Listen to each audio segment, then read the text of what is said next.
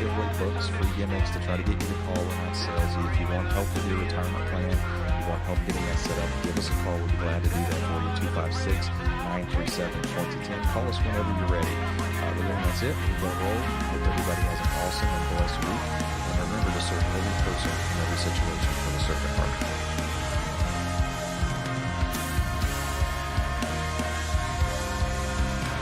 Investment advisory services offered through AE Wealth Management, LLC. AE Wealth Management and WG Financial Group are not affiliated companies. WG Financial Group is an independent financial services firm that helps people create retirement strategies using a variety of insurance and investment products. Investing involves risk, including the potential loss of principal. Any references to protection, safety, or lifetime income generally refer to fixed insurance products, never securities or investments.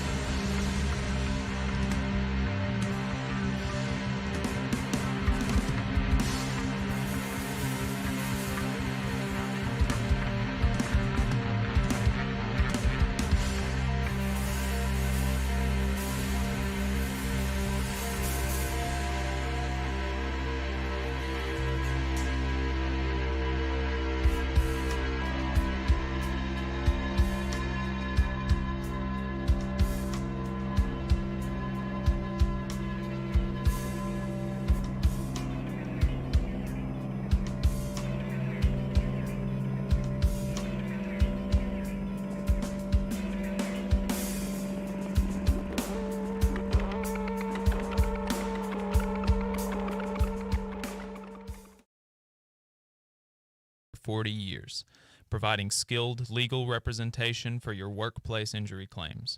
When you are injured on the job, it can be a scary time, but the attorneys at Maples, Tucker, and Jacobs have the experience to guide you through the process to make sure that you and your family are properly taken care of and your rights are protected. If you need help, call the attorneys at Maple, Tucker, and Jacobs at 855-617-9333 or visit online at www.mtandj.com. No representation is made that the quality of legal services is greater than the quality of legal services provided by other law firms. People across Alabama are hurting.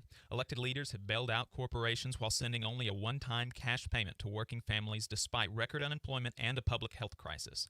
Hometown Action is fighting for working people across Alabama to build inclusive and sustainable small town and rural communities. Hometown Action demands that Congress pass a people's bailout that expands health care, sends cash payments to families, and invests in green jobs to restart the economy. Now is the time to act. Learn more at www.hometownaction.org.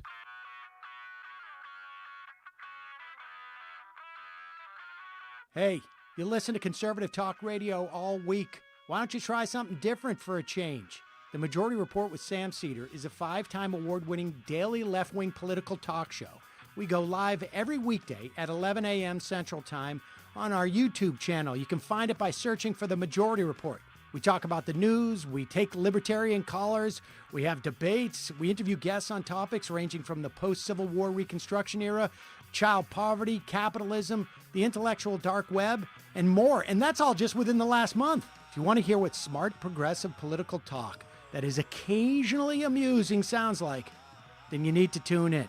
And you're always welcome to call in if you want to hear the correct opinion on any given topic. I will give it to you. Tune into The Majority Report at 11 a.m. Central Time on YouTube or later wherever you get your podcasts.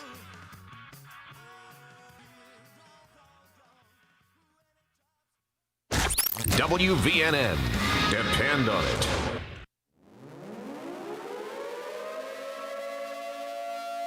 You're listening to the Valley Labor Report with David Story and Jacob Morrison. The time has come for America to hear the truth. We are going to stand with them, and not only are we going to fight for their rights, but we're going to stand up for our rights here in our state, in our homes, and in our community. One day longer, one day stronger. One day longer, one day stronger. Because the future of labor's rights in the United States of America is not going to be decided in the courts. It's not going to be decided in Congress. It's not going to be decided on talk radio, and it sure is not going to be decided on Fox News. Solidarity forever. Solidarity forever. Solidarity forever. For the union makes us strong. Good morning, Tennessee Valley. This is the Valley Labor Report. My name is Jacob Morrison, here with my co-host and fellow agitator, David Story. It is Saturday, January 23rd, 2021, and we're broadcasting live online on the radio and on WVNN in the Huntsville, Decatur, Athens listening area from Athens, Alabama. A recording of this program will play tomorrow, Sunday, January 24th, 2021, on the great WGOL in Russellville, Alabama. Today we are talking to Ryan Kekeris with the International Union of Painters and Allied Trades about the PRO Act. We are talking about a surprisingly encouraging first few days from the Biden administration, taking calls and more on today's Valley Labor Report. So thanks for tuning in, folks. We appreciate your time. If you want to see what we are up to throughout the week, get our snide quips about the news of the day, then you should follow us on social media. We're on Facebook at facebook.com/The Valley Labor Report. We're on Twitter at Labor Reporters. I'm on Twitter at JacobM_AL. David is on Twitter at Radical Unionist. That's spelled RADICL Unionist. And if you missed part of the show and want to go back and watch it later, you can search YouTube for the Valley Labor Report and subscribe to our channel. You can go back and watch the full show there, and we also clip segments throughout the week, so if you see something that looks interesting to you, but you don't want to listen to the whole show, you can just find it there. We also upload the program on more than 11 different podcasting apps, so to see if we are on your listening platform of choice, go to thevalleylaborreport.transistor.fm/subscribe. You can go to our website to find out more about us, thevalleylaborreport.org. And finally, if you appreciate our work and want to help us stay on the air, you can send us a couple dollars a month on patreon.com/thevalleylaborreport. Listener support goes a long way, and we really appreciate those of you who are supporting us currently on Patreon. So, on to the interview. Today, we've got on the line Ryan Kekeris. He is the Communications Director for the International Union of Painters and Allied Trades. Ryan, thanks for talking to us this morning. Yeah, hey guys, happy to be here. Fantastic. We're glad to have you. So, first off, you're the Communications Director. Really quick, are you the one that runs IUPAT's Twitter account? Yes. You are great. If you're not following the Painters Union on Twitter, you need to be doing that. It's a really great follow. It is fire, as the kids say. You can find them at GoIUPAT, at GoIUPAT. Ryan, before we go into the PRO Act, could you tell us a little bit about what brought you to the labor movement? Like, why have you kind of decided that this is what I want to spend my time doing? So, I come from a family of construction workers. My grandfather was I think a 50-something year member of the operating engineers in Washington, D.C. Wow. I grew up fairly poor. I've been working since I was 16. I think we all know the value of how hard we work and what it's like not to have a labor union. So it kind of made me dedicated to making that better. And, I grew up in the South as well. I grew up in Southern Virginia on a tobacco farm, and my mother's family were all from North Carolina. So I know what it's like to live in a very depressingly anti-worker state. And I know the value of the union difference, I guess, to be cliche. So it kind of made me dedicated. I worked at Walmart, McDonald's, and all the kind of famously anti-union companies. So, I know what it's like, and I think every person deserves a union. And I really wanted to spend my time and my effort making sure that's a reality. Right. Yeah, well, Ryan, you and I know what it's like working in a non-union shop. David has no idea. He's never worked in a non-union shop, actually. He's been fortunate enough to have a union job his whole life, fourth generation Alabama unionist. So he was really fortunate in that, but of course he's thankful to have it, and that's why he's here. But yeah, that's what we're all shooting for, Right. I mean, yeah, I worked at a restaurant, and the owner worked in a restaurant in Huntsville. The owner lived in Chattanooga. He would come down a couple times a year and check on us. And, our labor was able to get him 2 houses and a jet ski. So. Yeah. I bet he appreciated that, too. Yeah, right? I'm sure he did.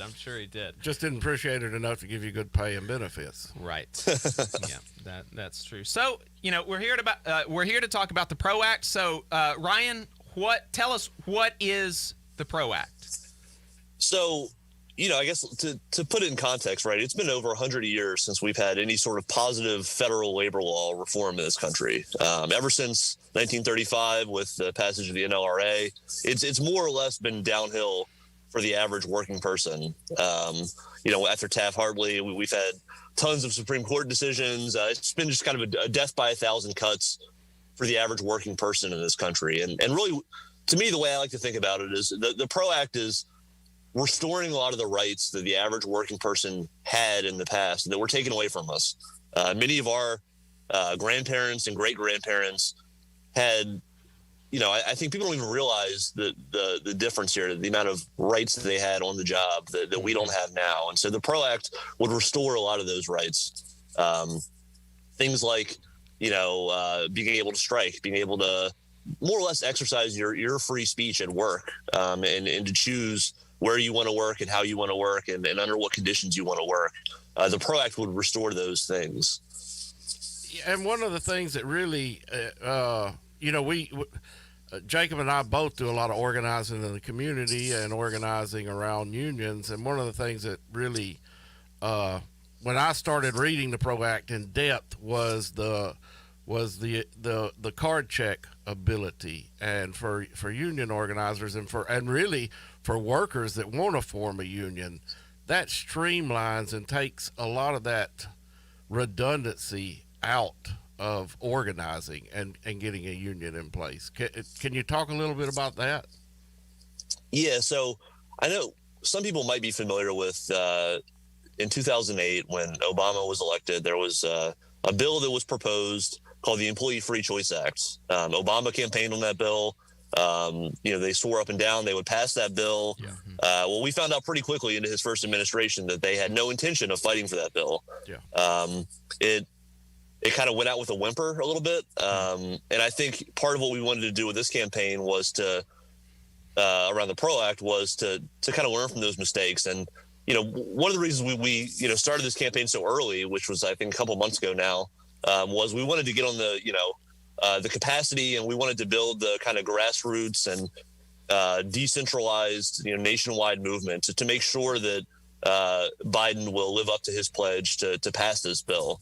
And so, the big provision out of the Employee Free Choice Act was card check, which more or less means that once a simple majority of workers on a job site signs basically a card or a form saying they want to form a union, then the union's formed. You don't have to go through the protracted process that workers have to go through right now, which basically can be delayed, can be fought in court, can be interfered with by the employer, and more or less is overwhelmingly. The PRO Act would prevent those employers from drawing that process out. It would prohibit them from interfering in union elections. It would, basically restore us to where we were in 1936, allowing workers to freely exercise their right to form a union.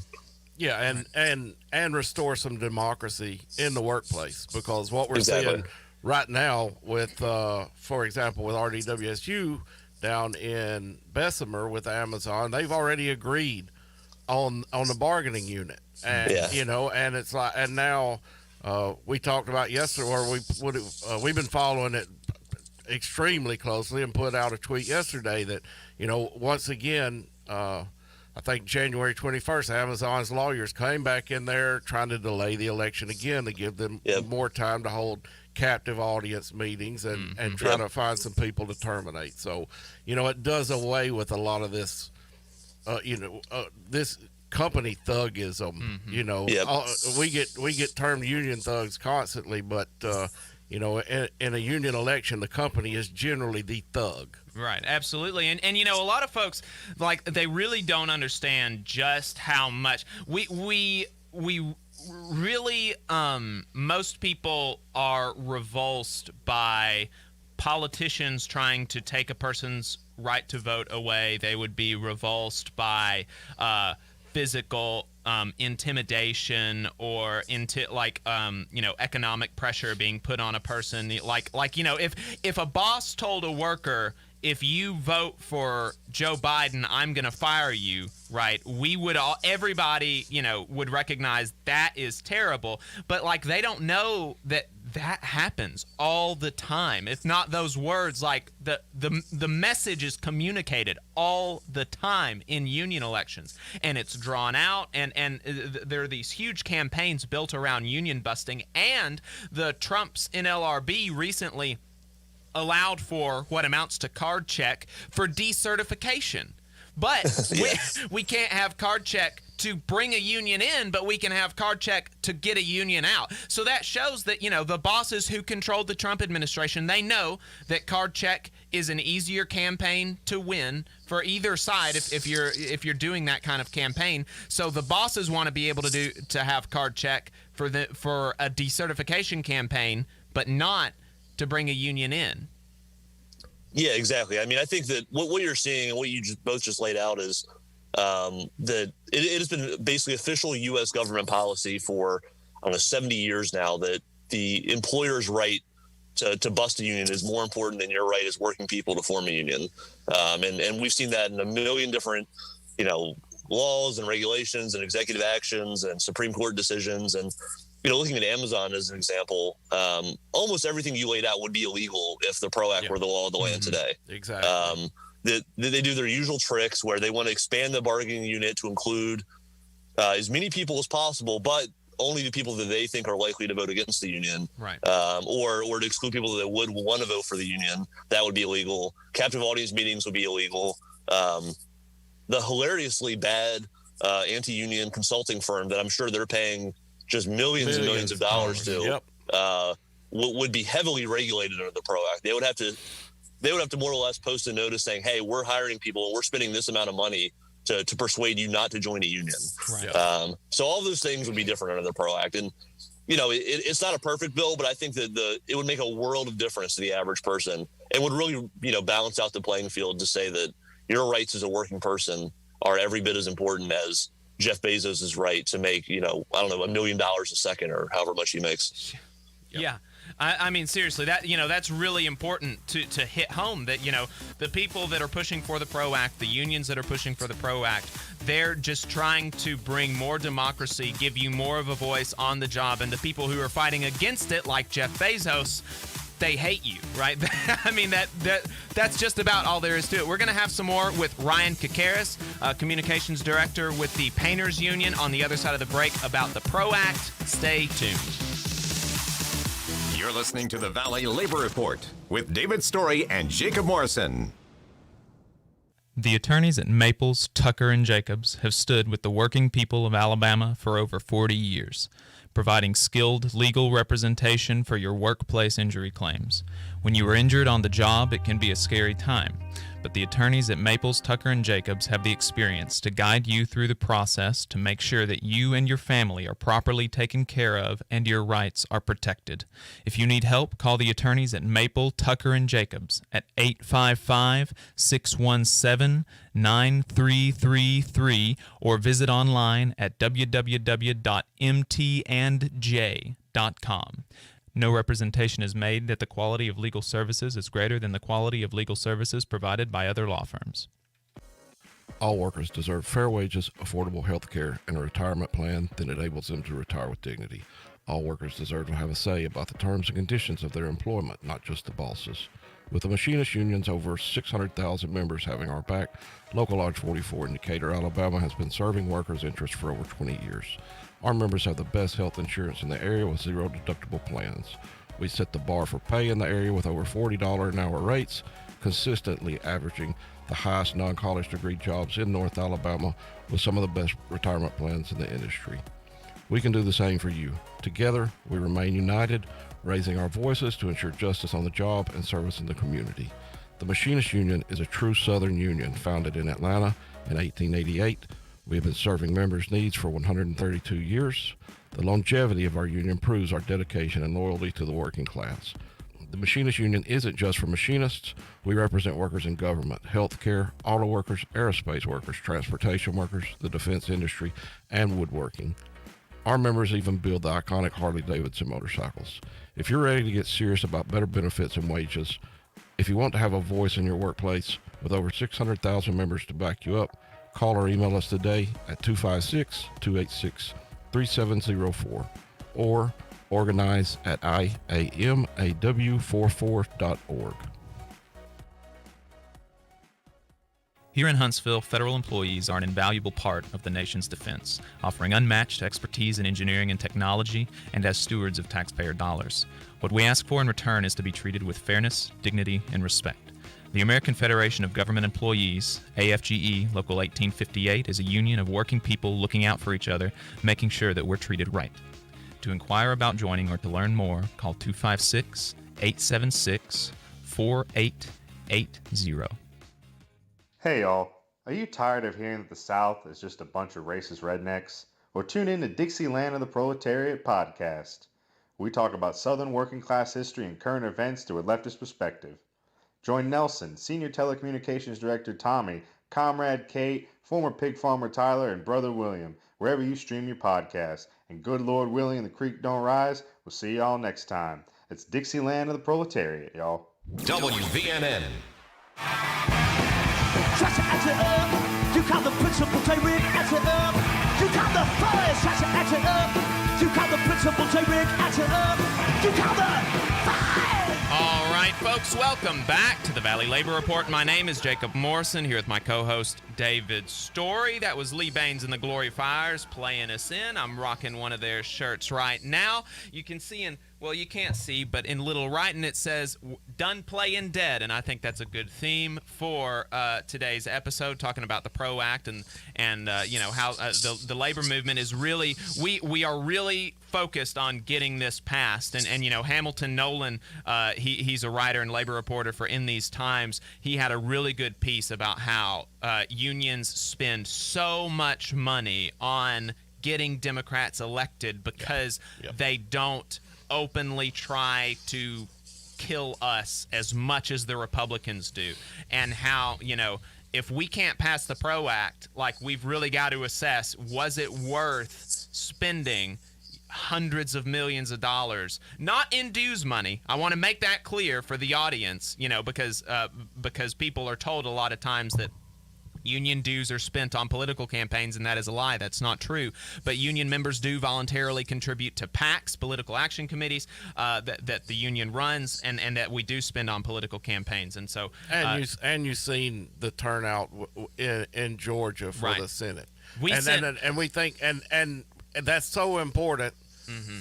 And what Ryan was saying earlier about the reason they started earlier, honestly, I don't think they started too early. Right. I think all of the other unions, my union including, if you're out there listening, is late to the damn ball game. Absolutely. Get your ass in the game and quit playing on the sidelines. Absolutely. You know, that's the point that I want to make, and that's the reason we had Ryan on, Mm-hmm. and the reason, you know, early on we seen IUPAT with this strong push for the PRO Act, and both of us was like, it's about time. Yeah. Yeah, I mean, you know, we're serious. If we can't get them to pass the PRO Act, you know, we need to consider a total and complete halt on unions spending money on Democrats until we can figure out what the hell is going on. Okay? Just saying. We need to do something. Yeah, we need to do something. So, you know, we were talking on the other side about what the PRO Act is doing or what it does. And one of the things that you mentioned, but we didn't really dig into it, was the fact that it's going to prohibit a lot of this union busting kind of retaliatory activity that employers engage in. And the interesting thing is that this is already illegal. Like, you can't fire a worker for being pro-union legally. It is illegal to do that. And companies they routinely lose cases at the NLRB, and they routinely have to offer fired union organizers their job back, and they routinely have to pay back wages, but that's about it. And so for a company like Amazon, like Walmart, who have billions of dollars to spend on these efforts, paying back wages for a few months is totally worth it if you can keep, for 2 or 3 employees, if you can keep a union out. And so what this act does, what the PRO Act does, is it increases the penalties for that. Not only are you going to have to pay back wages if you fire a pro-union worker for being pro-union, you're going to have to pay penalties on top of that. And the managers and the supervisors and the executives who direct that are going to be fined, and they could face criminal. Or I'm not sure if it's criminal, but they could face some kind of punishment. You know, Ryan, I don't know. I may have stole your thunder there, but no. I mean, you're spot on, and I think something important to point out too is that right now, if you are fired for trying to organize at your job, and you know, let's say, you know, the employer could drag this out for, you know, basically forever, right? But you're fired, you have to go out and get another job, right? Because you can't survive on nothing. So if you go out and get a job, if and when that employer who fired you is found liable, and they have to pay back wages, they only have to pay the difference between what you are making at your new job and what you made at your old job. So really, they can end up paying you basically nothing back. Wow. Depending on how much you are making between those two jobs. So it's broken, and they know it's broken. It's broken intentionally. Maybe even broken is the wrong word. It's working as intended, but the method that, you know, it's intended basically to shield the employer. And there's other stuff too. You know, there was a Supreme Court decision that basically says if you're an immigrant worker and you're undocumented, they don't have to pay you back wages at all. So they can just basically fire you, and then you have no recourse at all. And these companies know that, and that's why that's why they know that, like, you know, undocumented workers can't really organize, even though in theory they have the same rights as us. They know that if you try and organize and they fire you, you know, it's a slap on the wrist. It could come a decade later. It will always be cheaper for them to stamp out any sort of democracy at work than it would be for them to actually like let you organize. Yeah, I was talking to Jacob just this past week about a group that I organized about 2 years ago. Had the entire bargaining unit signed A cards except for one, which is almost unheard of anywhere, but especially unheard of in Alabama. I mean, everybody was on board. We come down to, and of course they drug out the election as long as they could, but then we come down to within 1 week of the election, and the company goes from having to make, I think it was 20% contributions on their health care for their employers, to saying, you know what, we've had a change of heart. We'll wipe away that 20% and we'll give you free health care. And that's absolutely illegal. We all know it's illegal. They can't bribe. In any other business, it's illegal to bribe somebody to do something, and yet there's nothing that we can do. Our hands are tied. Yes, we can go and file a ULP, unfair labor practice, with NLRB, but then who's the bad guy in that case? Look at what the union done. They got your health care taken away where you had to pay. So, and then the PRO Act does eliminate a lot of that BS that you see the company gains play. And like you said, it is about democracy in the workplace. For anybody that thinks that it's not, they're fooling themselves. Well, and I think it's important to tell the ending of that story, that the employer went back on that, right? Yeah, last year, 6 months ago, they started. Of course, there's nothing lasts forever unless you're negotiating it. But they went back on it, and they've contacted me. But it's difficult to put this drive back together because they've increased the bargaining unit quite substantially since then. And it was illegal. Just to be perfectly clear, it was illegal when they done it. And that's what's so frustrating about the company versus the workers, is the company is constantly allowed and overlooked to do all of these illegal things. And it just gets swept under the table. Yeah, and, there's a quote that kind of goes around every now and then that says, if the penalty for something is a fine, then the only people that it's illegal for are the poor.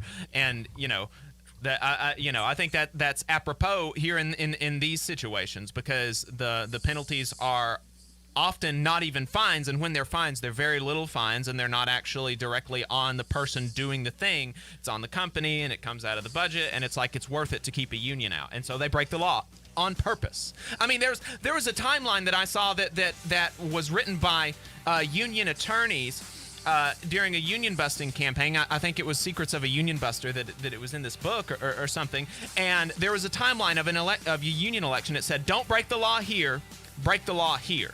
And I mean, they do it on purpose. And so we're going to be talking some more about the PRO Act and what it does on the other side. Stay tuned.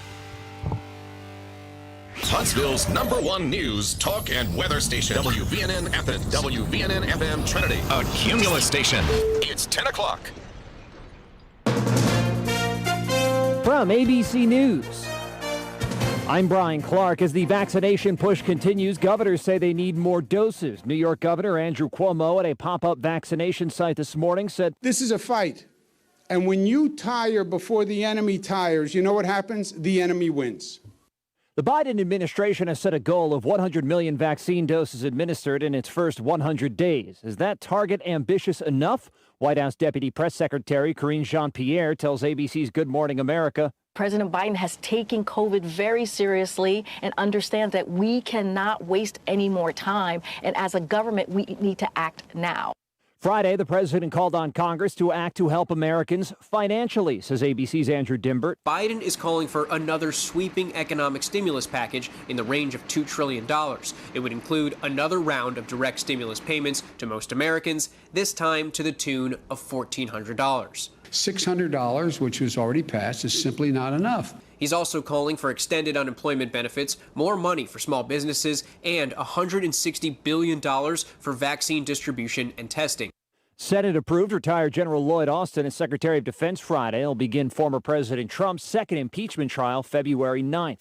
Broadcast icon Larry King has died. He was 87. Earlier this month, Larry King was hospitalized with COVID-19. King dying here in L.A. at Cedars-Sinai Medical Center at the age of 87. Best known for his 25 years on CNN hosting Larry King Live. Sir Paul McCartney next on Larry King Live. He became a household name interviewing newsmakers and celebrities and taking calls on his TV talk show. I'm sure I left a mark. King ended his CNN show in 2010 but remained on TV hosting shows and offering opinions. Alex Stone, ABC News, Los Angeles. You're listening to ABC News. 2021 marks the 35th anniversary of the American Eagle Coin Program, and these historic silver coins will never be the same again. Why? The U.S. Mint has unveiled new designs for the 2021 American Silver Eagle coins, scheduled to appear mid-year. This means now is your last chance to get an American Silver Eagle coin with the original Eagle design. The American Eagle coin series has become the best-selling coin series in the world. Act fast or miss your opportunity to own the last year of this historic Silver Eagle coin design. Just call govmint.com at 1-800-495-6468 and you're guaranteed a shiny, new, perfect mint condition American Eagle silver dollar. Get them now before time runs out. Call 1-800-495-6468 now, and you'll receive a free American Coin Collector's Bonus Package, free with every order. This exclusive offer is only available by phone. Call 1-800-495-6468 now to secure your American Eagle silver dollar coins before the current design ceases production. That's 1-800-495-6468. Hey y'all, are you tired of hearing that the South is just a bunch of racist rednecks? Or tune in to Dixieland of the Proletariat podcast. We talk about Southern working class history and current events through a leftist perspective. Join Nelson, Senior Telecommunications Director Tommy, Comrade Kate, former pig farmer Tyler, and Brother William, wherever you stream your podcast. And good Lord willing and the creek don't rise, we'll see y'all next time. It's Dixieland of the Proletariat, y'all. It's your news now. WVNN. Depend on it. Put it there, boy, and we'll show these fascists what a couple of hillbillies can do.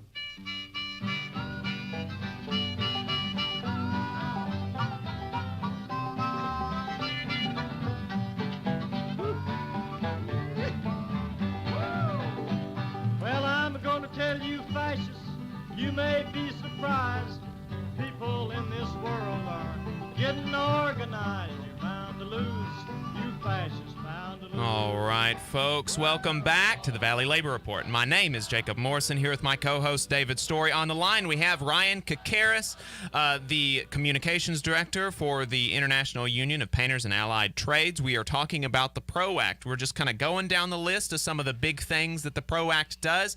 So, Ryan, one of the things that the PRO Act does is it increases protections for protests and strikes and removes some of the restrictions on strikes and protest activity. Can you tell us a little bit about that?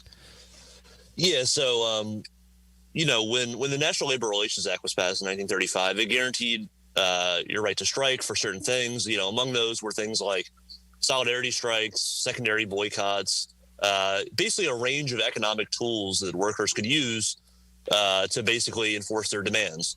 Things like the, some of the sit-down strikes, a lot of the very pivotal moments in labor's history were won with these tools. And over time, and then particularly under Taft-Hartley, these were all made illegal. And so the PRO Act would restore your right to engage in some of these tactics. Things like if you've seen recently in New York with the Teamster strike where a Teamsters truck driver refused to deliver, refused to cross the picket line. The PRO Act would allow unions in different areas of work to do that in support of each other. So, if we're construction workers and when we're striking or we're picketing outside of a project, this would allow clerks or grocery store workers to join us. Things like that, and it would greatly increase. And I think personally, I think that is probably one of the single biggest things in the PRO Act that a lot of people might not be familiar with because they've been illegal for so long. But this would open up a world of possibilities for the labor movement to work in conjunction and to really break down the barriers that kind of keep us so isolated and so stratified. It would be an enormous difference for the average working person. And really what it's doing, if you get down to the nuts and bolts of it, what it's doing is restoring the original constitutional right of freedom of speech and freedom of assembly that's been taken away from working class for 100 years. Yeah. I mean, that's the fact if you want to look at it from a constitutionalist perspective. And, the dynamics here are really important for union members. We recognize that organizing and collective action in a workplace is that's where we get our power. That's why union wages are higher. That's why union working conditions are better. It's because in a workplace, we all come together. If we can come together across workplaces, we can do even more. And there's a reason that that's one of the first things after the passage of the NLRA that bosses and corporate politicians tried to make illegal was cooperation across workplaces and across unions, because the larger the more expansive our bounds of solidarity are, the more powerful the working class is. And so they want to do everything they can to atomize us and break up our collective power. Yeah, exactly. I mean, I think that, you know, as a working person, right, our power comes from our ability to produce, and then also to not produce, right, and to not work. And, you know, they've more or less taken away from us the ability to say, well, I'm not going to work because these things are happening that I don't like, or you're doing these things to me and I'm going to stop working until you stop. They've taken that away from us. For, you know, almost 100 years now, you've had courts who would come down with just like extreme penalties on workers who do these sorts of things. You know, right now, if a union orders an illegal strike, that union could be more or less bankrupted by the court system. Exactly. I mean, you saw that, or the threat of that, with the longshoremen out west, where they got a judgment because of what was deemed an illegal work stoppage that I believe was valued more than the entire union itself. Yeah. So that they are under no pretenses. They will bankrupt a union that orders these sorts of things right now, and the PRO Act would let us do that without that fear. And there is no situation under current labor law where a company would ever get such a large fine that the fine would be valued at more than the company. I mean, that just doesn't happen, and that shows how lopsided our labor law is in this country, and how much the PRO Act can do to fix that. I mean, look at, you know, to use a morbid example, look at the opioid manufacturers who are more or less throwing things they know are killing people. And my father was a construction worker who died from an opiate overdose, so I know this very personally. Sorry. I'm sorry. They, you know, look at the fine they got. It's pennies on the dollar compared to what a labor union would be fined for literally just telling people to do a secondary boycott or a sit-down strike or something. I mean, the laws in this country are just extremely lopsided against working people. Well, and even if you want to take that farther and bring it into the actual labor movement itself, you can look at the meatpacking industry out in, I can't remember if the Dakotas or something, to where they were gambling on how many workers would get the COVID, and numerous workers died, and they were fined a few $1,000s for forcing these workers to come in. Basically, it's a joke. Give their life for the company, and the so that we can have food on our table, so that everybody else in the country can have food on their table. Well, I mean it's the food on the. Nah, there's more than one way to package. Maybe it slows down production a little bit, but there's more than one way to handle getting food on people's table than turning this into a joke and having people come in and work sick and cover up for those people. I mean, it's not like there wasn't. Look at the case. It's sickening to see the amount of money this company was fined for ostensibly murder. Yeah. For murder, where anyone else in the country would go to jail, would go to prison. They're slapped on the wrist with a little fine and said, "Oh well, it was just a worker." I'm trying not to cuss. Yeah. I mean, it is really sickening, and the PRO Act, of course, it's not gonna fix all. It's not gonna totally fix all of the lopsided. There are lopsided laws across the books, but in labor law, it will go a long way into making it more fair. The next thing, let's talk about employee misclassification. Ryan, I'll let you take that away. Yeah, I mean, so this is commonly, I think, thought of as like, you know, Uber and Lyft and Instacart and a lot of the quote gig economy, right? But worker misclassification from the construction standpoint is one of the most pervasive and destructive issues in the industry right now. You know, if you're looking at a house being built, right? This is kind of like an example, but you know, you'll have a general contractor who will hire a bunch of what they call subcontractors for all the various trades. And then what we're seeing and what's been happening, I think, particularly since the 2008 economic crash was now, let's say you're a painting subcontractor, you would hire, let's say 30 painters. And then you'll say each one of those painters is an independent subcontractor. Yeah, right. So they're all 1099 workers. And really the point of that is that it shifts liability down to the individual. Yep. So if something happens, the company can say, well, they're not an employee of ours. They're an independent subcontractor. They're their own little mini business. And what follows that is just a whole host of terrible things like wage theft, just safety violations. And, I think the biggest thing is that independent subcontractors have no labor rights. Yep. So it's basically like an easy trick to totally make labor law not apply to millions of workers. And we see that all across the construction industry. And that ties in with a lot of other things like, undocumented workers who are even under more risk, because then not only are they misclassified, that if they speak up or try and organize, they have that added threat of saying, well, we'll just call ICE, or we'll get you deported, or, we'll threaten you in ways that, go beyond that. So we see that all over the place, and particularly in the South.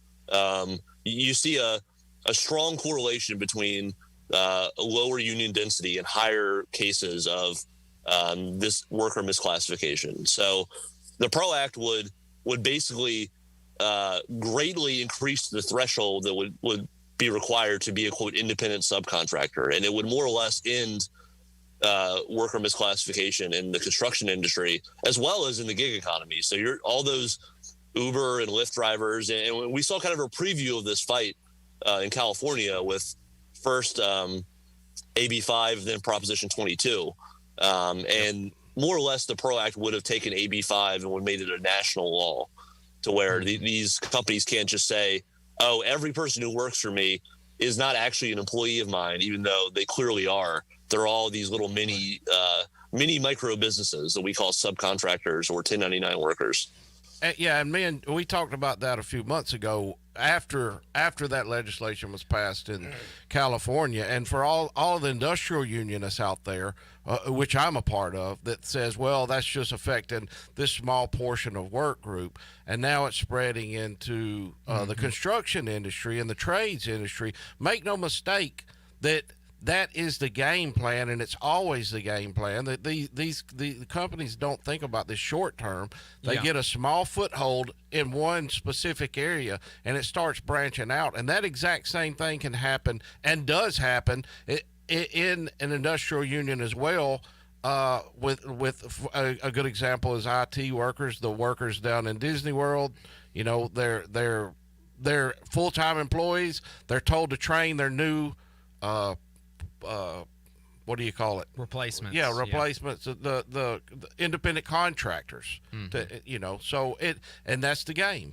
Yeah, that is the game. Yeah, and just talking about the creep, I mean, there's a grocery store in California that immediately after Prop 22 passed, they fired all of their delivery drivers, and now they're going to be using exclusively, some kind of rideshare service like They're Uber coming Eats for or your something. job. I mean, that's exactly it's not going to be confined to Uber and Lyft and these jobs like this. It's going to branch out as far as they can take it. They'll go as far as they can take it.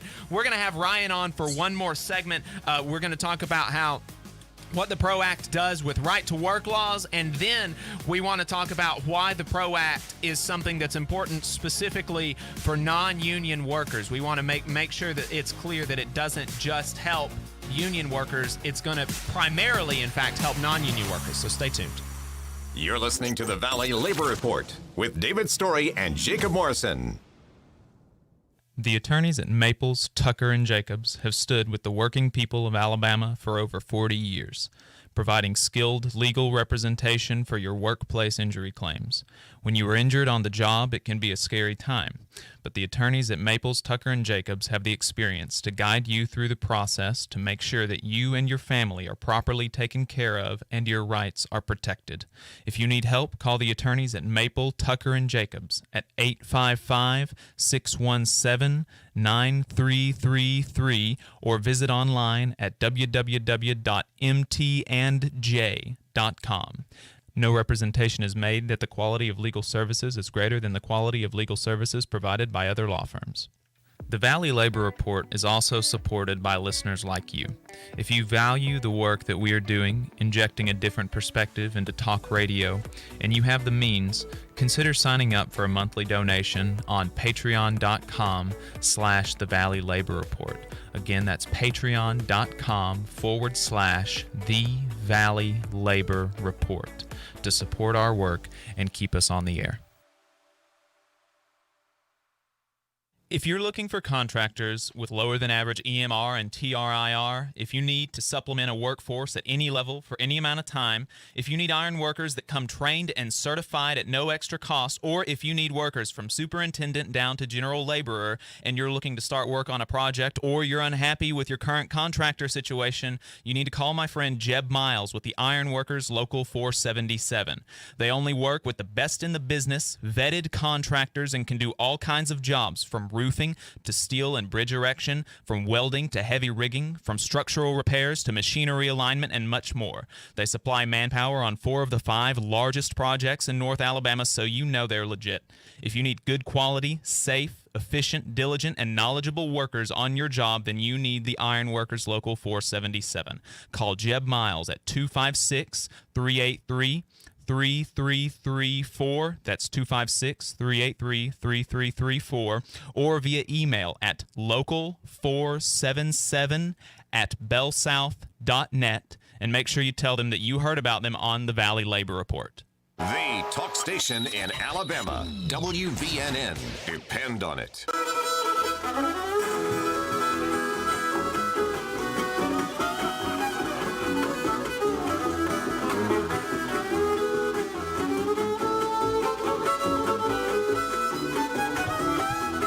All right, folks, welcome back to the Valley Labor Report. My name is Jacob Morrison, here with my co-host David Story. On the line, we have Ryan Kekeris, the Communications Director for the International Union of Painters and Allied Trades. We are talking about the PRO Act. So the last kind of big thing, unless there's anything you want to talk about as far as the functionality of the law, is what it does to right-to-work laws.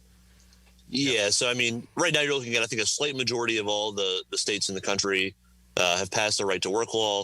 The long story short, and the good news, is that the PRO Act would eliminate all of them. It would make right to work illegal across the country. And so if you live in a right to work state right now, you wouldn't after the PRO Act passes. Yeah. And so there you go. I mean, that's the a huge part of the PRO Act. It's a very, very good thing, eliminating right to work across the country. And I don't want to spend too much time on that, just because we're about halfway through the show now, and we had an excellent interview with Daniel Harris, who was the political review opinion editor for the University of Chicago, about right to work and why. For less. Let's clarify that. I mean, right. And why those laws we got to kill them across the country. And so if you want to learn more about right to work, why it's bad, you can find that interview on our YouTube channel. And so, Ryan, to kind of round it out, I want to, make a pitch to the non-union listeners in the audience about why should people that don't have a union in their workplace care about the PRO Act? Yeah, I mean, look, I think we all understand that the backlash against this bill, when this really starts taking off, is going to be very heated. The business community, the employer associations, the non-union lobbying firms, and anti-union consultants are going to come out full force against this, as you saw in California with AB 5. And already are right now. I mean, I've seen several op-eds already being written. Yeah, this past exactly. You're already seeing, I think, the National Right to Work Foundation has put up a kind of a counter campaign to ours. It's something stupid like the free enterprise zone or something. So you're going to see that, right? And what they're going to say is that the PRO Act is just a handout to, the big union fat cats and, all those stereotypes of, these like guys smoking cigars. But it couldn't be further from the truth. Really, the biggest benefactor of the PRO Act would be non-union workers, primarily in the U.S. South. So if you're a Southern worker who doesn't have a union, the PRO Act will give you the tools to make one if you wanted one. And if not, the good news is that as union density rises, conditions rise for every worker. Right. So it would benefit you in the South. And if you're a non-union worker, the most primarily, because the people in the union right now, they still have problems, obviously, and they still suffer from a lot of these laws, but they do have a level of security that our non-union sisters and brothers don't. And so really what the PRO Act is aimed at is increasing the rights of non-union workers, restoring the rights that your grandparents had, and putting you in an even playing field to say that your voice at work matters, and it matters just as much, if not more, than the employers. Yeah. Right. Yeah, I mean that's exactly right. I couldn't have said it better myself. And to kind of illustrate the point about union workers having a bit more security than non-union workers, this is something that just came out last week. The BLS numbers, the Bureau of Labor Statistics came out. They came out with their annual numbers last week, and StrikeWave, some friends of ours did a good breakdown on their website of what those numbers mean. And one of the interesting things is that union membership fell by 321,000, but the union membership rate went up. And the reason for that is because so many more non-union jobs were lost that the proportion of union jobs actually got higher. And that really illustrates that even in this time, when there are a lot of union workers out of work right now, but if you're a union worker, you are less likely to, you've got job security. You in almost all of these contracts, you've got significantly better job security than your non-union counterparts. And when you get fired, or when you have to be laid off, when something happens with the company's budget, you're going to have a negotiated severance package that you and your sisters and brothers on the job negotiated with your boss to make it fair to you as you transition into a different job. Yeah.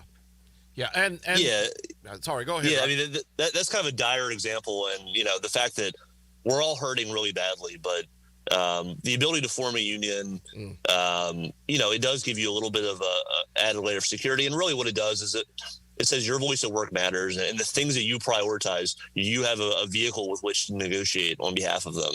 And like I said, I grew up in the South.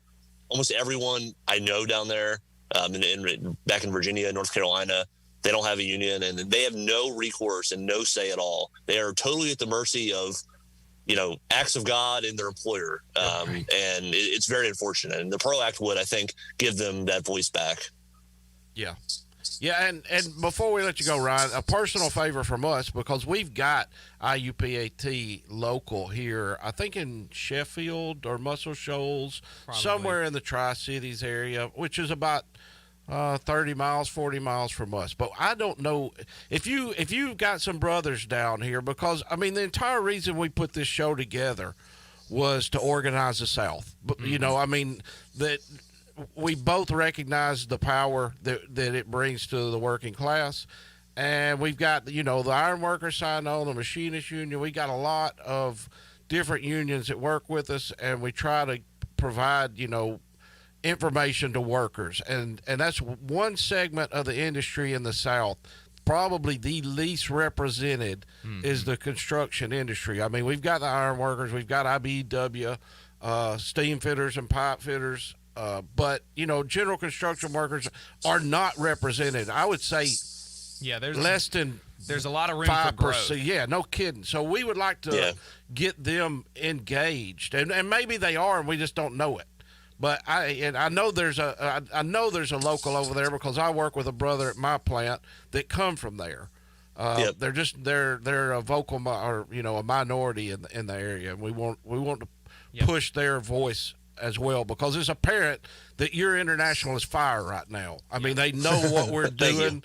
It's important to point out, and it's important to give credit where credit's due, is your international is leading the fight that we should all be following. Yeah. And I don't see anybody else doing it. Yeah. And I would like to get those brothers and sisters over there engaged. Yeah, I'm happy to pass the word along. I don't quote me on this, but I do believe our local is in Muscle Shoals. But we have locals all across the South. Now, admittedly, our density is much lower there than I would like it to be, and I think that they would like it to be as well. But we are an international union. We have our district council 77 represents most of the old, the old South, I guess you could say, from North Carolina down to Georgia, and then west as well. But yeah, happy to pass the word along and happy to get them involved. Yeah. All right. Yeah, that's great. And thank you so much for coming on the show today. Yeah. No, Ryan, anytime, man, I appreciate it. Have you got any closing thoughts?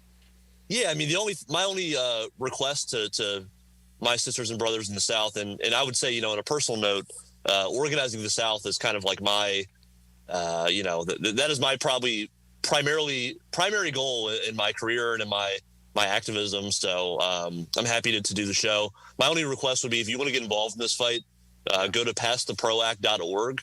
That's passtheproact.org. You can sign up to be an individual supporter, or if you are a union rep, or you work for a nonprofit or an allied group, you can sign up on behalf of your group as well. But we want to get more people involved, and we're going to need all of us to get involved. If we want to win this fight. Yep, absolutely. Ryan, thank you so much for coming on. We appreciate your time. Sincerely. No, anytime, guys. Yep. All right. So, everybody, that was Ryan Kekeris. He is the communications director for the International Union of Painters and Allied Trades. If you want to see what he's tweeting, you can follow IUPAT on Twitter at GoIUPAT. They got a really, really good follow on Twitter there. So, I'm going to go ahead and set up what we're going to be talking about in the next segment, and then we'll actually talk about it in the next segment. And what we wanted to talk about is the first few days of the Biden administration. We have been more happy with the first few days of the Biden administration than we've been for the first days of like any administration in our lifetimes. And now, of course, for me, that's not too hard. I haven't really witnessed the start of too many administrations, but I mean, David has been around for like 20 or 30 presidents. So, that's so that's pretty impressive for him to be so happy with the Biden admin. And I've been, and if you follow the show at all or listen to the show on a regular basis, I've been, my entire life, I have been absolutely degrading and down on every administration that I can remember. From the time that I can remember administrations, and the earliest that I have a recollection is under Jimmy Carter, and every one of them, including him. And I know everybody loves Jimmy Carter. It's easy because he does a lot of good work through Habitat for Humanity. Yeah, but as far as administration goes, terrible. Yeah. The most beloved on the right, Ronald Reagan, even worse. Yeah. Bill Clinton following him. Just as bad. Horrendous with NAFTA. It just goes on and on. So, we had somebody reach out to us this past week complaining because Trump was out of office and we were still, covering him. And it's like, well, we cover everybody. Yeah. But when somebody does good, we want to say it, and Biden has been doing pretty good, pretty darn good. If you want to talk to us about it after we get through with our spiel, you can give us a call 1-866-494-9866, and we'll try to address some of those concerns there. So we're going to be talking about the first few days of the Biden administration on the other side of this break. Stay tuned.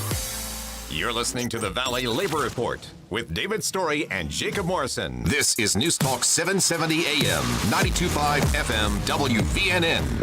News starts now.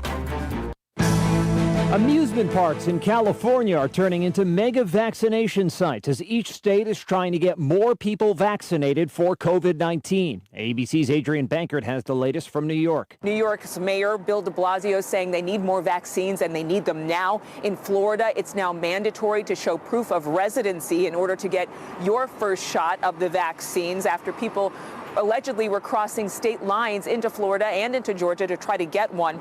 The CDC says 19.1 million doses have been administered. The Biden administration has set a goal of 100 million doses for his first 100 days in office.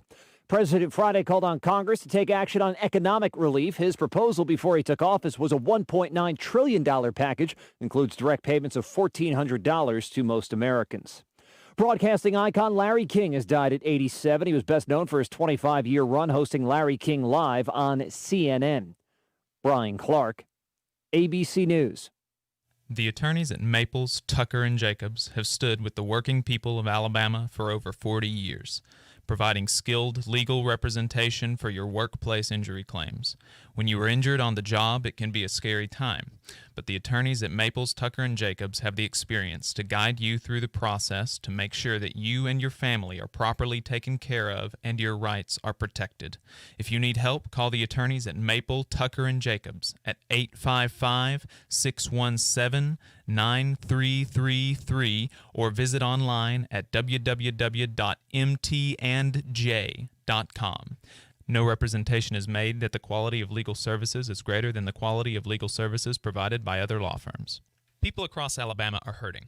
Elected leaders have bailed out corporations while sending only a one-time cash payment to working families despite record unemployment and a public health crisis.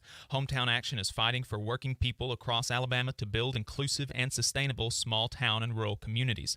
Hometown Action demands that Congress pass a people's bailout that expands health care, sends cash payments to families, and invests in green jobs to restart the economy. Now is the time to act. Learn more at www.hometownaction.org. The Valley Labor Report is also supported by listeners like you. If you value the work that we are doing, injecting a different perspective into talk radio, and you have the means, consider signing up for a monthly donation on patreon.com/The Valley Labor Report. Again, that's patreon.com/The Valley Labor Report to support our work and keep us on the air. The Dale Jackson Show, a safe space for terrible people. Weekdays, 7 to 11 a.m., only on WVNN. WVNN.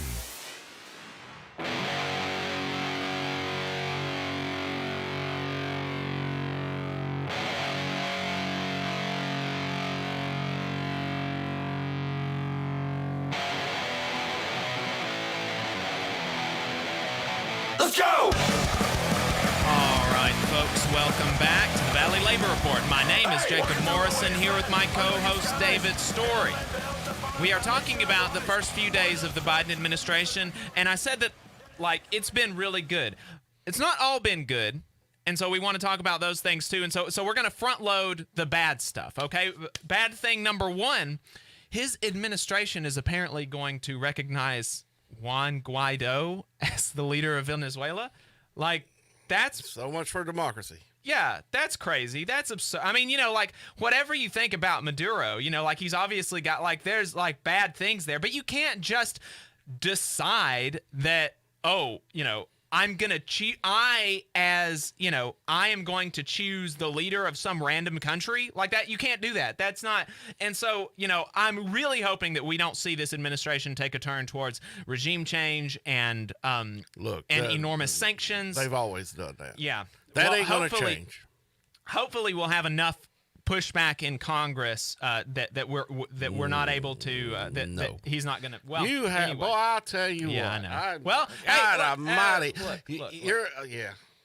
We'll see. Yeah, when does it ever happen? I mean, U.S. imperialism is so important in Congress. It's just bipartisan foreign policy. Bipartisan. I mean, that's when foreign policy is concerned, we've got one party, and that's not really. And I think it's important to point out for all those on the right that think, all of these undocumented immigrants that are coming from the South are just coming for no reason at all. It's because of our foreign policy. It is because of our foreign policy, and it's because we constantly do our best to overturn democratically elected leaders in Central South America and not so much in Mexico, but they use the flex of we're going to do this or we're going to do that. We're going to withhold funds. Yeah, we're going to sanction. We're going to sanction you. We're going to keep necessary medications from being imported into your country. I mean, who would have thought when you destroy a country that they're going to have refugees that want to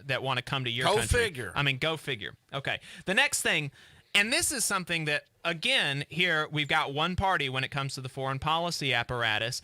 He appointed Mobile, Alabama man Lloyd Austin to Secretary of Defense, to the acclamation of the Alabama Democratic Party and former Huntsville City Council President Devin Keith on Twitter, because he's the first black man in that post. And look, Like, that's great. I'm happy that there's a black man in the post. We need more representation. Diversity for its own sake is good, okay? It's a good thing. But it's not the only thing. And it is far more important that Lloyd Austin was still, as of yesterday, listed as a board of director for Raytheon. It's more important that we had to get a waiver for the second time in a row because he's so quickly out of the military. Our founding fathers set up a system so that we had civilian control of the military. And now, after Trump's Secretary of Defense and now Biden's Secretary of Defense, we have had to twice get a waiver to put somebody so quick that has so soon retired out of the military in charge of the military. I mean, we need to have civilian control of the military, and we need to have it is not good to have somebody who is so embedded in Raytheon, in the military industrial complex, heading up the military. I mean, there's an obvious conflict of interest there that you're going to have with somebody who will directly profit from the expansion of wars and imperialist excursions across the globe, heading up our military. I mean, it's just not good. It's not good at all. It was bad when Trump did it. It was bad when Bush did it. It's bad when Biden does it. Okay? Okay. So you're talking bad about Biden now. Talking bad about Biden. Terrible. We're going to lose all of our Democratic listeners. No, nothing if not fair. Lord. And we got somebody calling in. We're gonna try to get through this list of stuff. So we'll probably bring you in on the last segment if we've got time. So here's something that's a bit more controversial among union folks, and maybe actually David and I have divergent opinions on this, and this will be the last thing that's kind of a bad, kind of a not great thing. But this was controversial among union folks, and maybe David and I will have divergent opinions on this. But well, it wouldn't be the first time. It wouldn't be the first time. Biden canceled the Keystone Pipeline, which did in fact have union workers doing the construction. Some of the unions involved, or all of the unions involved, I think, criticized the decision, including the Plumbers and Steamfitters Union, the Laborers International Union, and the North American Building Trades Union. There were approximately 600 union jobs already created, with a prospect for more. Pipeline enthusiasts, they're going to cite like an 11,000. They're going to say that 11,000 jobs will have been created, but a lot of groups really challenge that number. And I think here in Huntsville, kind of horse crap that they do whenever they talk about all of these ancillary companies. Exactly. Well, I think here in Huntsville, we've got the experience of Remington that we can draw on. Yeah. We recognize that when these big corporations want to get work, they're going to inflate the benefits. And so I'm skeptical of the 11,000 jobs number, but look, let's say it would have been 11,000 jobs. Creating 11,000 jobs is a good thing, but I think we do have to get serious about fighting climate change, and we've got to get serious about respecting recognized native land. This was going to be built on Native American treaty land. This was their land, and it doesn't matter if you can create 1 billion jobs. Well, if you propose to do it on another sovereign country's territory and they say no, you can't just up and do it. You got to respect other sovereign countries, which is what these Native American tribes are. They are legally respected according to our Constitution and the treaties that we've made with their tribes. They are sovereign nations. And so, on the climate change aspect, again, we know that the Biden administration is going to make a lot of moves that is going to create way more than 11,000 jobs, even for these unions. And the unions know that. They're not stupid. That's why they endorsed Biden. They endorsed Biden after they knew that after he announced he was going to cancel the Keystone Pipeline. They didn't know what they were getting into. They didn't not know what they were getting into, okay? So my preference would have been that he announced work near the side of the pipeline that would have employed the same workers immediately, so that we could just skip this whole disingenuous show with Republicans pretending that they care about union jobs. But ultimately, I reckon it's good. That's my take. That's your take? That's my take. My take's quite simple. I teeter back and forth on this. I recognize we need green energy. We need to move away from hydrocarbons. But for the Republicans, or for anybody really, to say this is destroying union jobs, a pipeline is an automated process of moving oil. Right. Can you imagine the amount of Teamsters it's going to take to truck oil from Canada to the Gulf Coast. I mean, it's no different than the automation anywhere else in any other industry. Right. And I recognize there's a lot of trade unions in that area that they're saying are going to lose jobs. And I was talking to a brother last night about this exact same thing. He was a former IBW member. You know him well. And the fact is, anybody that's in trade unions know that you will never lose a job for more than a day. As soon as this job site closes down, you have the opportunity to get your name on a job board anywhere in the nation. And that's one of the wonderful things about working in union trades, especially electricians, the iron workers. If you want to go, if the job site shuts down here in Muscle Shoals, and in many cases they don't even shut the job site down, they choose to go to work in New Jersey, New York, and a lot of these northern states because the wage rates are so high comparatively speaking to ours. So those workers, those union tradesmen, women, are going to be on another job site within a week. Yeah. So hey, exactly. we got a caller that wants to. No, I mean, you want to get through your there's a bunch of other things. So those were the bad things, right? The reason I don't want to, and I'm sorry, caller, I don't want to take you right now because I do want to get through the good things. And the last thing was kind of a mixed bag. I think it was good. A lot of people he wanted to talk about Biden anyway, so he'll we'll give you a chance. More ammunition. We'll try to give you a chance, but I do want to get through this stuff. So first, the first good thing I want to talk about is the NLRB. Okay, if you recall, we had an interview with Paul Prescott, a Philadelphia high school teacher, political coordinator for the Philadelphia Federation of Teachers, and a contributing editor for Jacobin Magazine about Trump's anti-worker labor board. In that interview, we talked about how the U.S. Chamber of Commerce put out 10 anti-worker actions they'd like to see the NLRB take, and the fact that the NLRB has taken action on all 10 of those. They've restricted free speech rights for workers, which this administration supposedly, I hear, cares about free speech, but not when it comes to workers.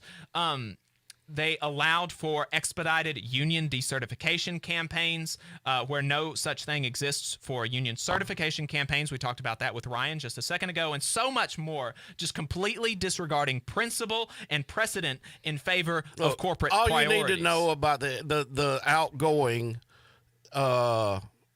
National Labor Relations Board lawyer was he fired all the PATCO airline workers. He busted the PATCO strike. That's exactly all you right. need to know. I mean, the Biden administration has now fired the general counsel of the labor board, Peter Robb, and the second in command, the Trump-appointed lawyer Alice Stock. Both of these were management-side attorneys, and like he said, Peter Robb was even integral in the air traffic controllers firing them under Reagan. And it's worth asking yourself, right? If Trump is supposed to be pro-worker, why the hell would Trump appoint management-side attorneys to the labor board? Yeah, well, does he think that corporations and international oligopolies don't get a fair shake in this country? Does he think that workers have it too easy? Because that's the only explanation for appointing management-side attorneys to the labor board. It's absurd. Yeah. And so, let's talk about Biden, because I've said it before. I said it this past week. I'm done with Trump.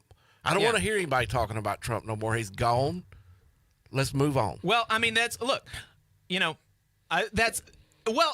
important because it's relevant. Because Peter Robb was in up until 2 days ago, and so that's talking about the transition is it's important and relevant. I'm just sick of it. I'm sick of him because because here's the thing: the liberal media and believe it or not, there's a lot of people out there listening to us on the conservative radio that think that we listen to liberal media constantly. Right. The liberal media is going to continue pimping Trump every move for the next 2 years because it's good clickbait. Well, and I'm sick of it. Yeah, well, I don't. But I agree with what you say. I digress. Yeah. So, just think about that. Well, I do want to illustrate this one more point as we go through these. All of these things were stuff that Biden did on day one and that Trump could have done every single day and chose not to. Okay? That's something to keep in your mind. Trump, every day he was in office, chose not to do these things. Okay? So The Department of Education, at the request of Biden, suspended all federal student loan payments and interest payments through September. This is something that Trump did, but that Biden extended. That's very important. The Biden administration bolstered DACA, which is something that has 90% support among the public because, of course, Trump tried to overturn it, let's remember, for absolutely no reason, and the court stopped it because it was sloppy. But there was a challenge. There was a still ongoing challenge in Texas, and this puts a stop to that. Biden put a 100-day moratorium on deportation so that his administration can assess priorities and actually spend the limited time and resources on things that matter. And another one of his orders allowed for the prioritization of violent undocumented immigrants in the deportation process, which is something that was not allowed under the Trump administration. Like, he issued an order that stopped ICE and immigration officials from putting violent, rapacious thugs at the front of the deportation line because he didn't care about making our community safer. He cared about looking tough on immigrants. Yeah. Another executive order that he issued banned discrimination based on gender identity and sexual orientation, or more accurately, used the order to clarify the executive branch's position on the Civil Rights Act, which you shouldn't be able to fire a person because they're trans or gay, okay? This is just fundamental stuff. Insanity. There's like 3 or 4 more things I'm going to hit really quick, let folks know about, and then we'll bring the caller on and see what they've got to say. So stay tuned. This is the Valley Labor Report.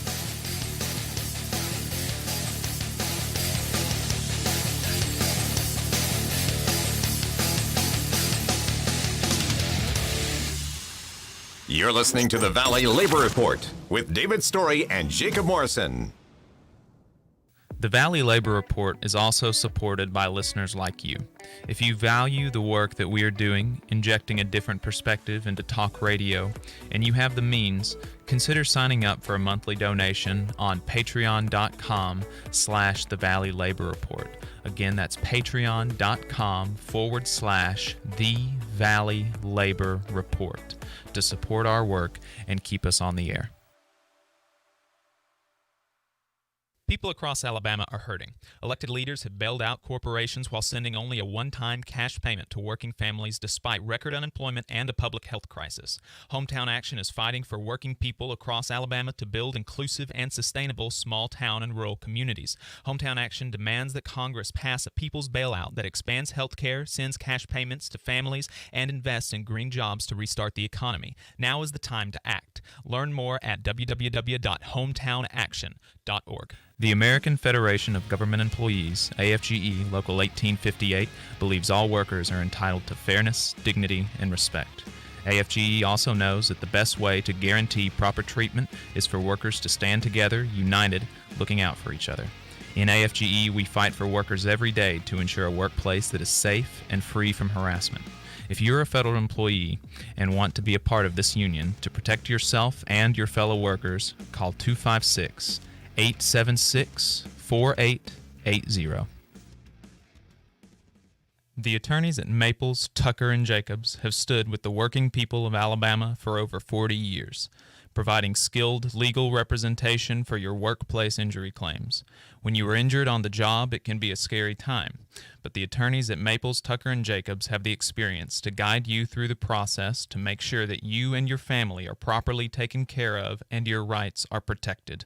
If you need help, call the attorneys at Maple, Tucker & Jacobs at 855-617-9333 or visit online at www.mtandj.com. No representation is made that the quality of legal services is greater than the quality of legal services provided by other law firms. WVNN. Depend on it. All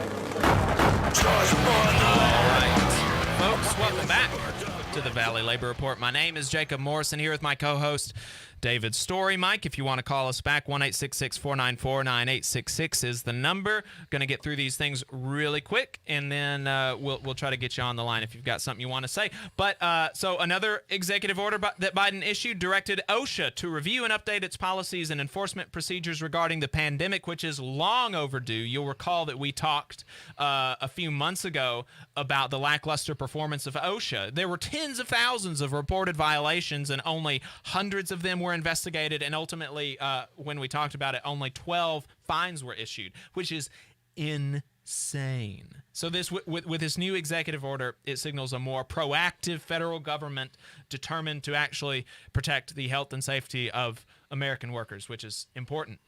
He issued an executive order mandating that all federal contractors have a $15 an hour minimum wage and that their employees get paid vacation.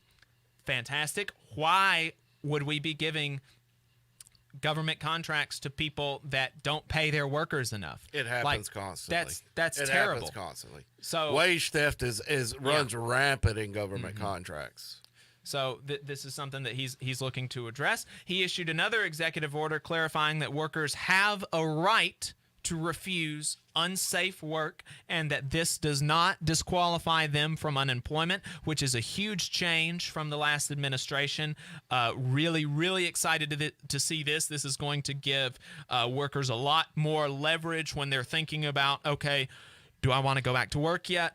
Where am I going to go back to work? Am I going to go back to work in a place that respects me as a person, as a human, as a worker? Or do I have to take this job where the boss knows that if I leave, I will get evicted and I won't have health care? You know, it just gives people a lot more options, which is very important during this time. Biden also extended the eviction moratorium, which was set to expire. So that's another good. Important thing. Very important. And finally, the last thing that I wanted to highlight was that Biden put a new person at the head of the Equal Employment Opportunity Commission, which is something that my union has to deal with a lot. And under the previous administration, the union had been disallowed from using official time to represent people in equal opportunity or equal employment opportunity cases, which is absurd. You know, if you think about it, that union representatives, union stewards are the people that they know the workers better than anybody else. And so who better than the union representatives and union stewards to represent people in equal opportunity cases? Well, you're kind of making your case for why they wanted to do it.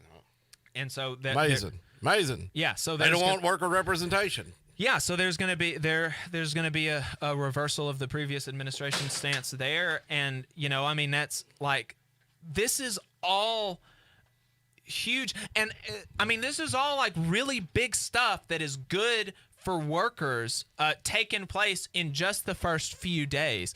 And especially him firing the general counsel of the labor board, that hasn't happened ever. There has never been a president fire the general counsel of the labor board. They've always waited until their term expired to replace them. And so Biden taking that proactive step to protect workers from a management side attorney heading up the labor board. I mean, this is really, really good news for workers across the country. It's, you know, I'm under no disillusion that the administration is going to be great for workers, and I've said that for months now. But he's not doing a bad job. So I don't know if somebody got in the Democratic Party's ear and said, workers are taking a beating, and if we're going to continue to get elected, we're going to have to do something. I don't know what happened, but for certain, 40 years of anti-worker government on both sides has finally changed, and I hope it continues. But also, it's important to point out that it will not continue so long as everybody and not so much the labor movement, because the labor movement, rank and file labor movement, have always been a little bit more pressing. But so long as we have a liberal elite that kind of thinks that, oh, we've got one of our own in office, so now we can go back to brunch, and brunch is still canceled for all of y'all that want to know. Yeah. And that's the reason we had Ryan on today, because it doesn't end today. It didn't end 2 days ago. Right. This fight continues forever. Absolutely. It never ends. Yeah, getting Biden in the White House and getting Warnock and Ossoff in the Senate, that is the start of the fight. in my mind. But because I mean, before we were just fighting not to die, basically, and now we were on defense. Now it's time to play offense. Now it's time to play offense. We've got to fight just as hard as we were before. And with those the first things that I opened with, even in this good week, there were several things that I that I didn't like, and we're not going to be when we do talk about politics. I think this is the first time that we've actually spent this much time on politicians in a hot minute. But when we do talk about it, we're not going to be shy to criticize, and that's important. I think I've seen some of the stuff on CNN has just been really silly. Like there was this one guy talking about how the lights around the mall represent Joe Biden's arms around America. It's like, give me a break. Well, I think it's important to point out that both, because we listen to this station as well, and a lot of the hosts that come on here, we're not let's make this perfectly clear. We're not the ones pimping the parties. Yeah. If you want to hear the party pimping playing, then stick with the other. Well, go to MSNBC or turn into one of the other co-hosts or one of the other hosts on this radio store. Right. We're not going to be talking about how great it is. What we're going to be talking about is what legislation needs to be passed moving forward. Right. And simple as that. Yeah, we're going to be talking about what they did, what they can do, and what they ought to do, and what we can do to push them when we talk about it. And when we're not talking about it, which is going to be most of the time, we're going to be talking about what you can do right now to make to make your life and the life of your sisters and brothers on the job and the life of your family and your community better, which is to organize your workplace, form a union, make your union stronger if you've got one, and that is the very important thing. But grassroots. No change ever happens from the top. Right. No change ever happens from the top. It's going to have to be grown grassroots. It's going to have to. The NLRB and the NLRA wasn't formed out of the benevolence, and we've talked about it before, out of the benevolence of the federal government. It was formed because the workers were demanding better. Right. They were demanding more. They were on strikes. You had the Haymarket Massacre where workers were murdered. You had Manitowoc, West Virginia, where workers were murdered by the federal government, by the U.S. military. Mm-hmm. All of the workers' rights was formed out of the struggle for the worker just to have a seat at the table, not to steal the plate, right? Just to have a seat at the table. Right. Yeah, and that's why getting the PRO Act passed is so important, because it'll help reconstitute our seat at the table, because over time, like Ryan was saying, our seat at the table has been chipped away at. It's been cut at little by little, a death by 1,000 cuts. And now it's like we've got a kid chair at the table, and we don't even have a kid chair. We get the crumbs that scraped off. Yeah, I mean, and it's about time that bosses start taking us seriously. It's about time that corporations start taking us seriously, and it's about time that politicians start taking workers seriously. And so we hope that the Biden administration will do that, and we will be at the forefront of the effort to challenge him when we doesn't. And with that, folks, we will sign off, and we will see you next week.